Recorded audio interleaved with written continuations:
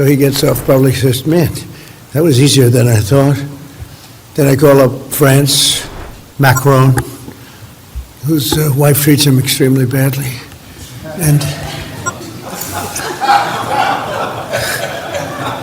still recovering from the right to the jaw. And I say, Emmanuel, we'd love to have some help in the Gulf, even though we're setting records and knocking out bad people and knocking out ballistic missiles.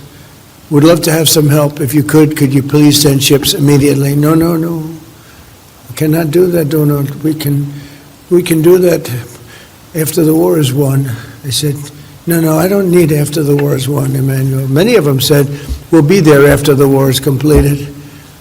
And so I learned about NATO. Il est même pris à vous directement avec des allusions privées sur votre couple. Qu'est-ce que vous lui répondez? Est-ce que c'est une attaque que vous considérez comme contre la France, ce qu'il a dit? Écoutez, je ne veux pas rentrer. On parle de choses trop graves. On parle de guerre.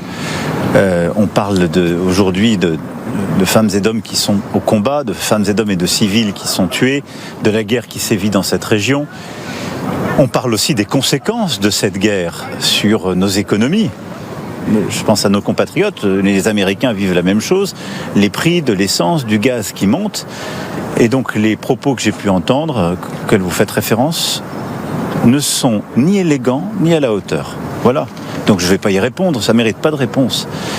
Ce qu'il faut faire, c'est agir pour la désescalade, pour un cessez-le-feu, pour la reprise de négociations qui seules peuvent régler en profondeur ce qui se joue dans la région et qui est important pour la stabilité de tous nos partenaires et de nous tous, et pour la reprise aussi d'une libre circulation et la reprise des échanges économiques dont nous avons besoin, parce qu'aujourd'hui, ce sont nos compatriotes, c'est nous tous qui sommes les victimes des conséquences de cette guerre.